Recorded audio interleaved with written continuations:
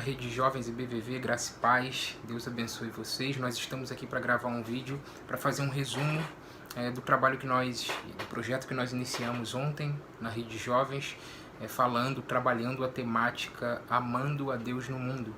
E a nossa proposta é seguir aí no início do ano, a gente não sabe até que mês iremos, mas seguir no início do ano trabalhando essa temática com vocês em cima da carta de Tiago. Por isso o projeto, esse nosso trabalho está sendo denominado Amando a Deus no Mundo, série expositiva na carta de Tiago.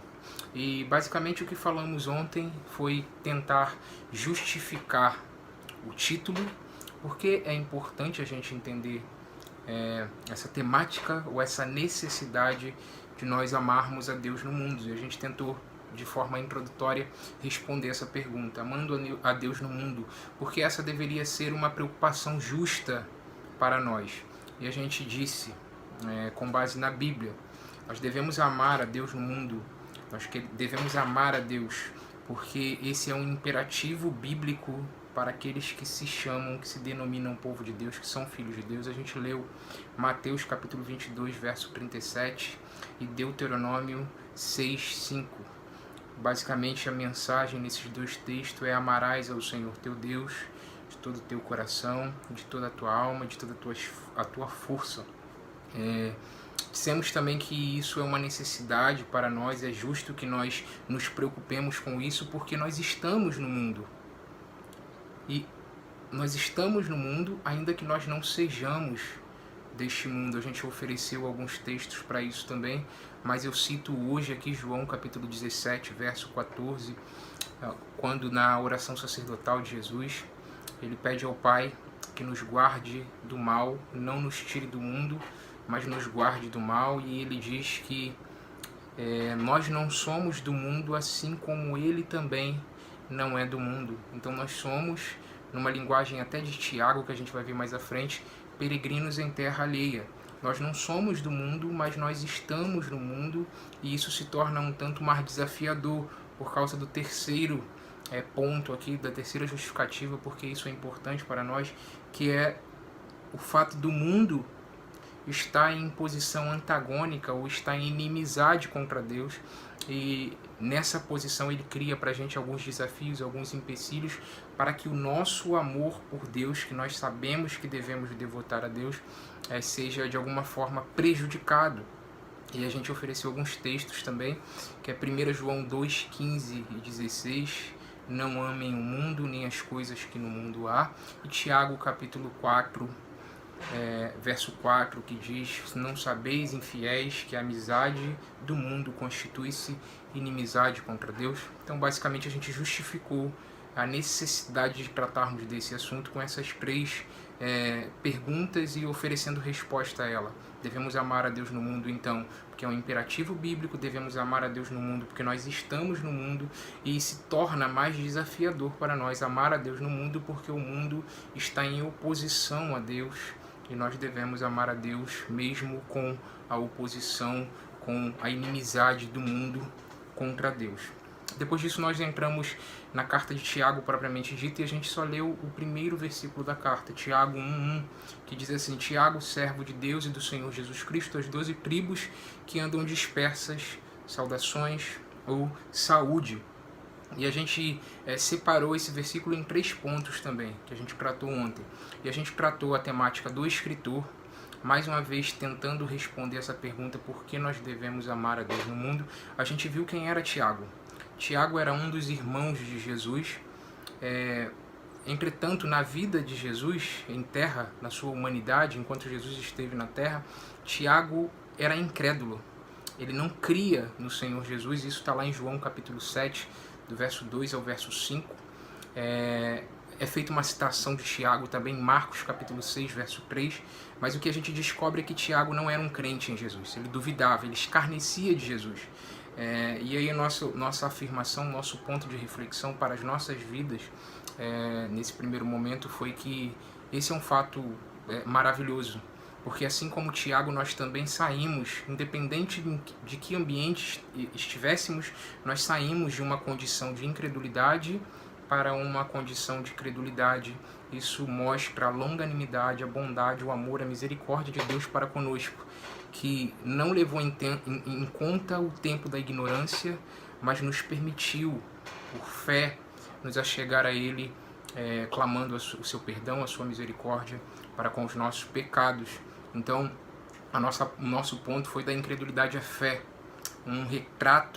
esse é um retrato da nossa história, nosso amor por Deus ou a Deus. Então deve ser uma resposta a essa ação de Deus de nos tirar do lugar da incredulidade e nos colocar no lugar da credulidade, da crença.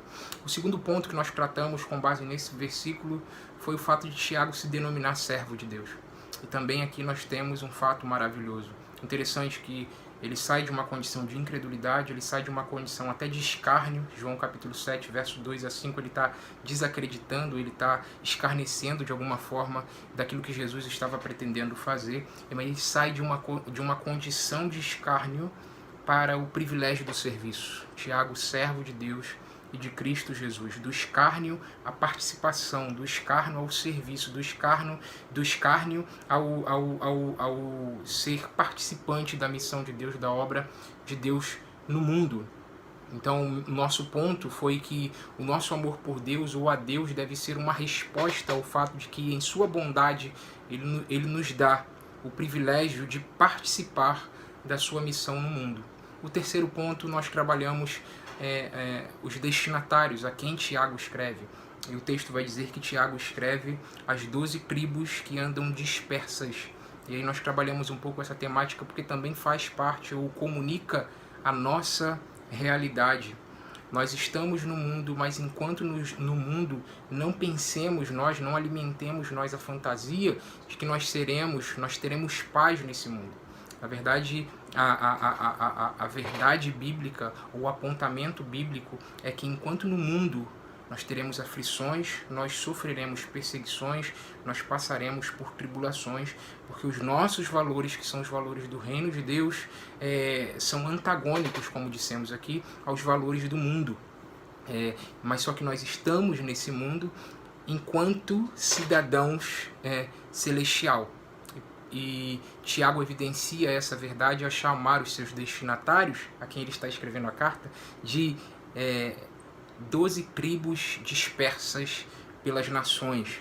Então, nós saímos de uma condição, devemos amar a Deus, porque nós saímos de uma condição de cidadãos desse mundo, Efésios capítulo 2, nós andávamos no curso deste mundo, então nós saímos de uma realidade de cidadãos desse mundo para uma realidade de habitantes ou de pessoas que têm hoje uma identidade da cidadania celestial. Então nós devemos amar a Deus no mundo pelo fato de que nós não pertencemos mais a este mundo, mas somos no mundo cidadãos celestiais. Nós somos no mundo, como diz na linguagem de Paulo em Coríntios, embaixadores de Cristo. Então, os valores que devem reger as nossas ações, decisões e devoção agora são os valores do reino. Ainda que o mundo me persiga, ainda que o mundo coloque contra mim empecilhos, ainda que o mundo coloque para mim dificuldades, me apresente dificuldades para eu devotar, para eu oferecer o meu amor para Deus, eu devo reagir ao mundo com amor.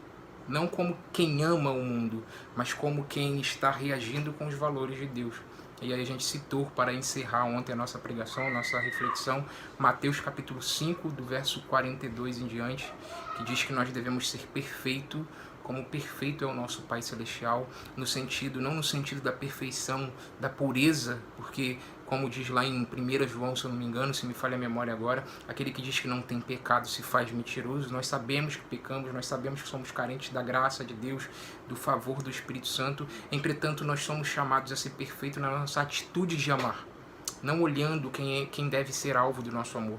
Os nossos inimigos nós devemos amar, os nossos perseguidores nós devemos orar por eles. Assim como o nosso Pai Celestial faz o seu sol nascer sobre justos e injustos, faz a sua chuva descer sobre bons e maus, nós devemos da mesma forma, com os valores de Deus, com agora a ética do reino de Deus, responder às perseguições, às acusações, às tribulações e desafios que esse mundo nos faz passar.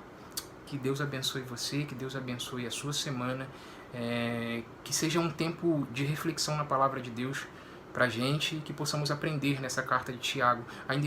Ainda estamos nos aspectos introdutórios da carta, mas mais à frente a gente vai para os aspectos mais práticos, onde nós vamos aprender o como dessa pergunta ou dessa temática de amar a Deus no mundo. Sabemos que temos que amar, mas como amar? Tiago nos oferece respostas para essa pergunta. Deus abençoe você, em nome de Jesus.